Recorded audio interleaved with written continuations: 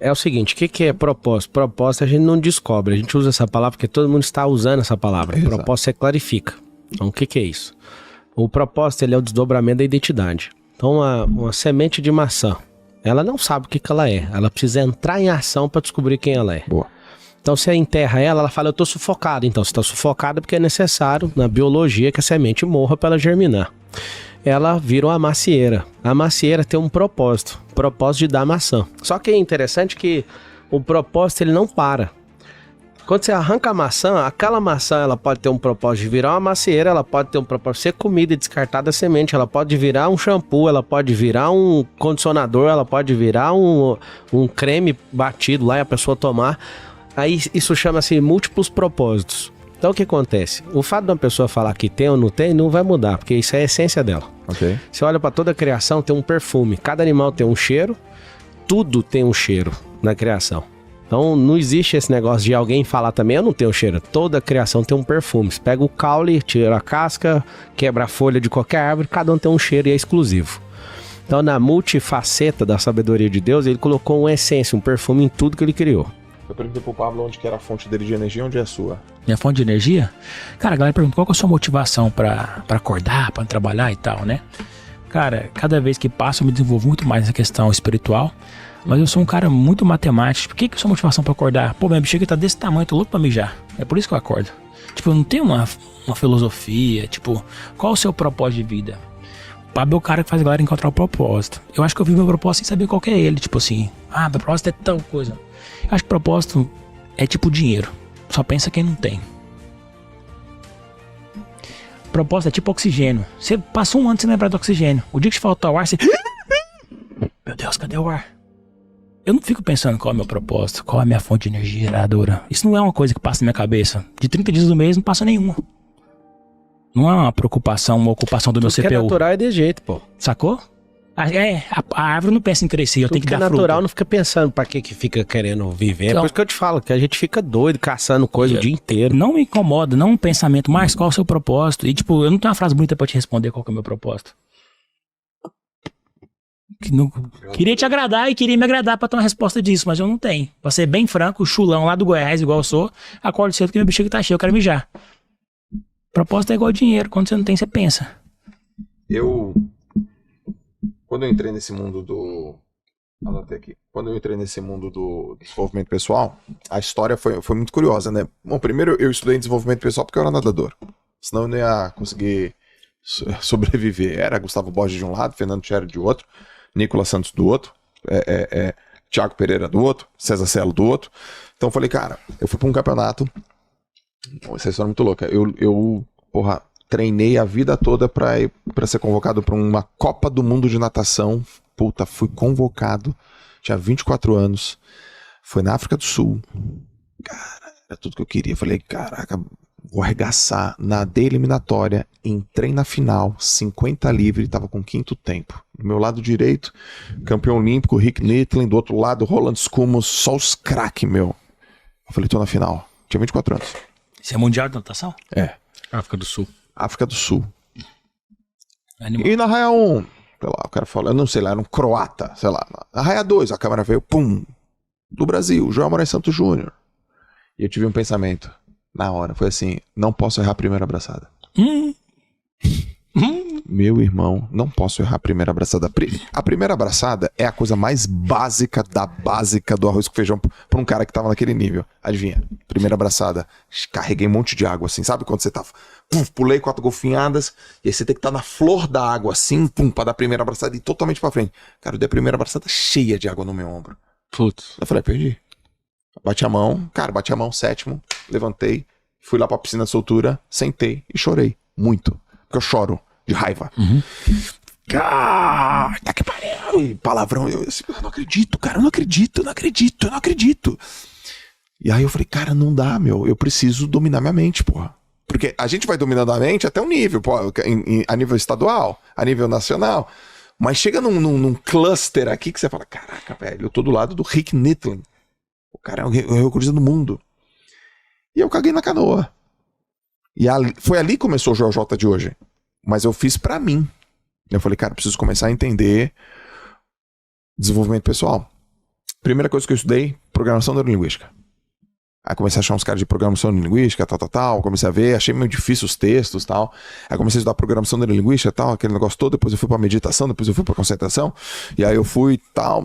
Beleza, acabou minha carreira, virei treinador de natação. Era um treinador psicológico, né? E os atletas que treinavam comigo tinham muito resultado. O Matheus era um exemplo disso, tal. O Matheus bateu um monte de recorde. Aí depois eu fui para o lado acadêmico, aquele negócio todo. Depois eu falei, cara, quero empreender. Aí passaram, sei lá, 12 anos. Falei, vou fazer o que da minha vida? Vou parar do desenvolvimento pessoal. Acho que vou falar um pouco sobre, sei lá, performance. E aí quando eu entrei no mercado, eu vi que tinha um assunto crença. Crença, né? A galera falava de crença. Crença limitante, crença limitante. Falei, pô, esse assunto é importante. Essa parada lá ferra a galera. Pouco te ferrou na natação. Me ferrou, então eu preciso dominar essa parada. Então deixa eu entender o que é crença limitante. Aí teve o assunto propósito. E aí eu ia nos eventos, qual é o teu propósito? Qual é o teu propósito? Cara, meu propósito é ajudar as pessoas. Aí o outro, meu propósito é ajudar as pessoas. Eu ficava, caraca, ajudar as pessoas. E o teu, Joel? Eu falava, cara, eu não sei que é essa parada. O que é isso, né? Propósito é ajudar as pessoas, propósito é ajudar as pessoas. Mas não é propósito de todo mundo ajudar as pessoas? Eu ficava pensando, né? Não é meio isso assim? E eu comecei a ver que as pessoas não tinham propósito. E elas pegavam o propósito de outras pessoas emprestadas, que também não tinham propósito, que já tinham pego o propósito de outras pessoas emprestadas, que não tinham. E era a frase, meu propósito é ajudar as pessoas. E aí um dia eu me libertei disso. Eu falei, eu não tenho propósito. Não era assim, descobri o propósito. Eu não descobri o meu propósito. Eu criei o meu propósito. Porque ele vai mudando, cara. Uma hora eu quis ser nadadora, uma hora eu quis ser escritor, uma hora eu quis ser... Você pergunta pro vestibular, né? Passar no vestibular. Passar no vestibular. Então... eu fui buscando, falei, cara, quem escreveu sobre isso? Pô, sou pesquisa, sou estudioso pra caramba. Quem pesquisou isso, tal? Encontrei Napoleão Hill lá, Lei do Triunfo, propósito definido. Cara, quando eu peguei essa palavra definido, eu absorvi ela pra mim. Falei, gente, é propósito definido. Se é definido, a gente que define. Então, basicamente o que tu quer? Eu acho que o Pablo tem uma definição melhor. Mas se for parar pra pensar, acho que o cristão, o propósito é ir ao mundo pregar o evangelho. Se você é cristão, você aceitou esse propósito. Ele é seu. Aí depois tem um secundário, que é da sua vida. Pra uma mãe é criar os filhos. Fazer os filhos uma máquina. O vestibular é passar no vestibular pro nadador ganhar competição. Um livro bom pra todo mundo ler é Uma Vida com Propósito, do Rick Warren. É o seguinte, o que é propósito? Propósito a gente não descobre. A gente usa essa palavra porque todo mundo está usando essa palavra. Exato. Propósito você clarifica. Então o que é isso? O propósito ele é o desdobramento da identidade. Então uma semente de maçã, ela não sabe o que ela é. Ela precisa entrar em ação para descobrir quem ela é. Boa. Então você enterra ela fala, eu tô sufocado. Então você está sufocado porque é necessário na biologia que a semente morra para ela germinar. Ela vira uma macieira. A macieira tem um propósito de dar maçã. Só que é interessante que o propósito ele não para. Quando você arranca a maçã, aquela maçã ela pode ter um propósito de virar uma macieira, ela pode ter um propósito de ser comida e descartar da semente, ela pode virar um shampoo, ela pode virar um condicionador, ela pode virar um creme batido lá e a pessoa tomar. Aí isso chama-se múltiplos propósitos. Então o que acontece? O fato de uma pessoa falar que tem ou não tem, não vai mudar, porque isso é a essência dela. Okay. Você olha para toda a criação, tem um perfume. Cada animal tem um cheiro, tudo tem um cheiro na criação. Então não existe esse negócio de alguém falar também, eu não tenho cheiro. Toda a criação tem um perfume. Você pega o caule, tira a casca, quebra a folha de qualquer árvore, cada um tem um cheiro e é exclusivo. Então na multifaceta da sabedoria de Deus, ele colocou uma essência, um perfume em tudo que ele criou. O grande lance é que a gente só tem uma identidade, essa identidade original, da neurogênese, inclusive cerebral, é ser imagem e semelhança do Criador, e dependendo da crença ou da ideologia. Nós somos imagem e semelhança dele. A segunda coisa que todo mundo tem que colocar é que quando você tem clareza disso, no próprio texto lá bíblico, independente de acreditar ou não, está lá fixado como a autoridade do assunto. E o princípio da primeira menção é o primeiro texto falando sobre isso, em toda a existência da humanidade.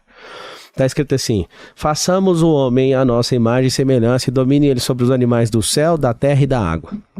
Significa o seguinte, que quando Deus nos criou, ele deu um propósito, dominar sobre todas as coisas aqui na terra. Nós somos um ser triuno, Deus é triuno, o átomo tem um proto, elétron e neutro, passado, presente e futuro. Então você olha para a magnitude da identidade de Deus, ela é revelada em nós. A Bíblia fala assim, que a criação revela a glória do Criador, nós somos criação dele.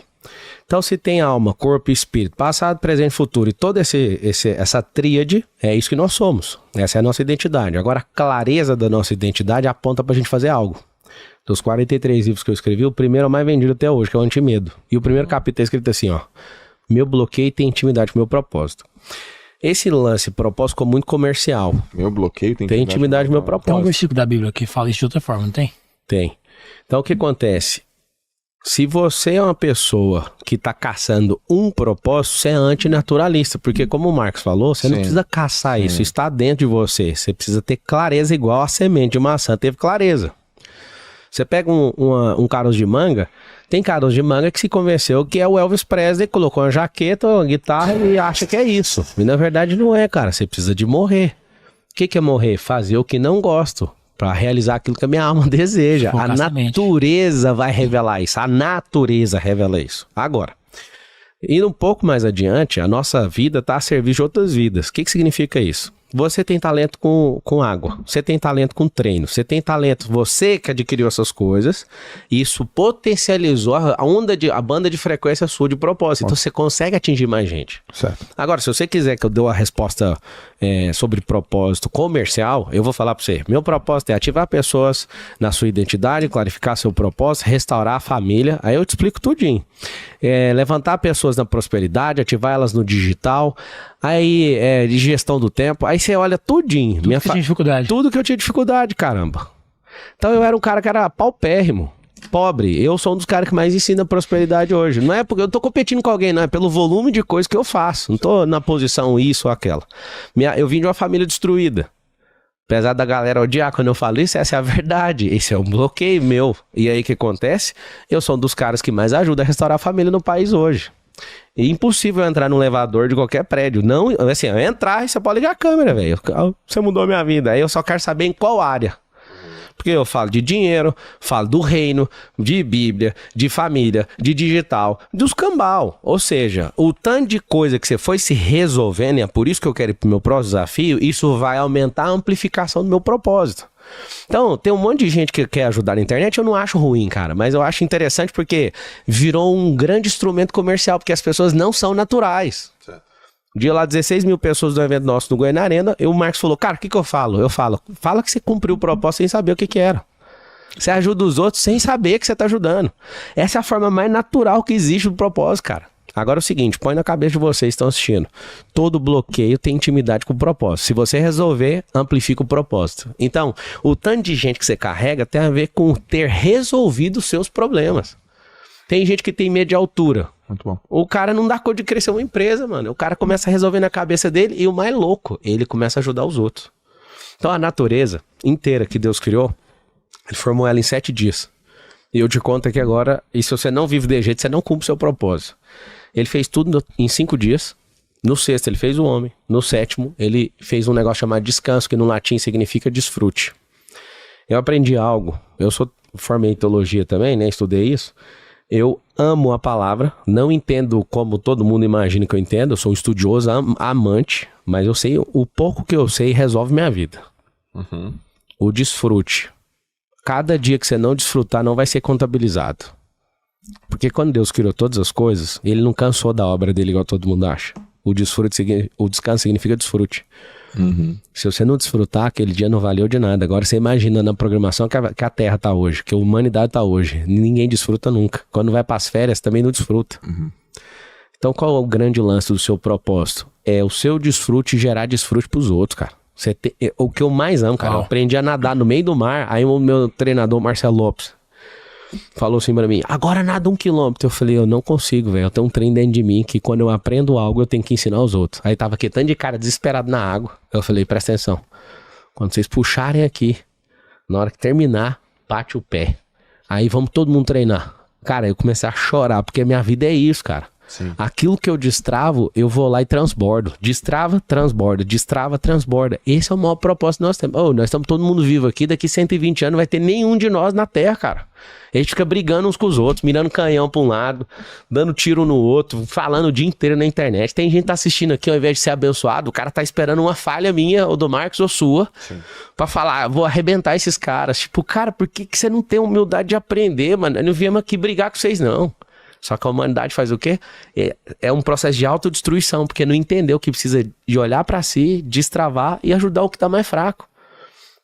O Marcos, quando ele não falava, cara. No primeiro evento foi na Avenida Paulista, o microfone na mão dele sem avisar e vazei. Tinha 500 pessoas mais ou menos lá. O Marcos travou, mas agora parece sertanejo. Pega avião, faz 10 eventos assim, de uma vez, um atrás do outro. Eu falo, cara, o que aconteceu? Aí isso acontece, um monte de gente fala porque ele fala. Um monte de gente foi pro digital porque ele é o cara brabo, financeiramente falando, o mais brabo de todos. Ou seja, quando você descobre o que você carrega, o fato dele falar que se tem nome ou não tem, é o que ele faz. O propósito é multiplicar, cara. O propósito é transbordo. Nosso propósito, a nossa vida. Vocês estão assistindo, escreve assim, ó, minha vida está a serviço de outras vidas. Quanto mais próspero você for, significa que o tanto de gente a sua vida alcançou mais gente. É só isso. Gostei dessa proposta, é multiplicar. E é normal, você para pra você sentar com alguém. Por exemplo, o Flávio. Antes mesmo de você ter negócio com ele, e a gente senta muito com ele. O cara te ensina com o maior prazer do mundo, já viu? Porra. E quando alguém me pergunta algo e eu vejo que a pessoa quer mesmo e eu ensino e a pessoa executa, eu fico com maior felicidade. Parece que todo mundo que tá mais velho, ou é mais sábio, ou tem mais resultado, tem puta prazer em ensinar quem é aprendiz. Exato. E tem tesão quando o aprendiz executa, entendeu? Essa é a natureza. É normal, isso é natural, parece que de todo mundo. Tipo, é muito da hora. Quando você ensina a criança, você vê ela fazendo, fala, caramba, ela fez e tal. É um trem bobo, mas você fica feliz. Isso é normal, assim, do ser humano. Sabe o que é interessante, João? Você vai olhar no contexto bíblico. Um cara chamado pai da fé, você sabe? Você lembra de cabeça quem é? Abraão. Um dos caras mais covardes sem fé que existiu. O que Deus fez? Deus transforma o bloqueio do cara na intimidade. Do propósito dele. Ele virou o pai da fé, cara. Ele é pai do Islã, pai do judeu, pai de todo mundo, cara. Pai da fé. Aí você pega um cara igual o Paulo. Paulo, ele não era discípulo direto de Jesus, perseguidor, matava todo mundo, pelo menos estava nas execuções. O que ele vira? Ele vira o maior apóstolo de todos. Escreveu 75% do Novo Testamento. Ele era o cara que perseguia, inverteu o negócio. O bloqueio dele era contra os caras, ele virou o maior dos caras. Quando você começa a ver, por exemplo, um cara que é Jacó, Deus mudou o nome dele para Israel. Israel é a nação de Israel, é esse cara, chama Jacó. Jacó significa suplantador. Quando ele encontrou e trocou porrada com o anjo lá a noite inteira, igual tá em Gênesis, o chamado Peniel, aquela guerra transformou ele, cara. E o cara virou Israel significa campeão de Deus. O que eu quero mostrar com isso? Que o nosso processo de transformação não é de melhora nem de mudança, mas de transformação. A equidíase, aquela hora que a lagarta bate a asa e nunca mais vai ser lagarta, quando você transforma essa vida sua naquilo que tá dentro da sua própria essência, porque ninguém comprou mentoria, nem uma borboleta, nem um lagarto. A lagarta comprou mentoria pra virar borboleta, ela não precisa disso. Ela não fez o método IP, ela não fez nada disso, cara, é natural, cacete. Eu queria que as pessoas entendessem isso. Se você põe nome ou não põe nome, vai acontecer do mesmo jeito, cara, só que você precisa de... não, peraí, o casulo tá estragando. Não tá estragando, mano, é hora de sair daí. Imagina, não, eu não vou bater asa não, vai lá, atrofiar e morrer lá. Não, só segue a natureza, cara.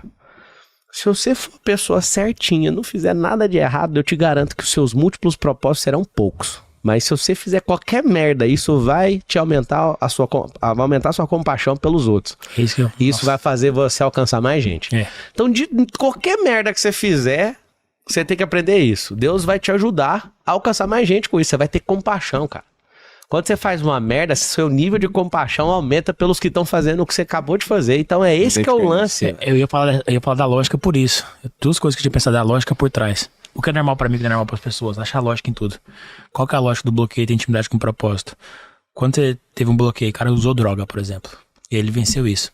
Ele tem compaixão com o outro drogado, porque ele sabe a situação que ele teve. Exato. E outra coisa, o drogado vê ele como autoridade.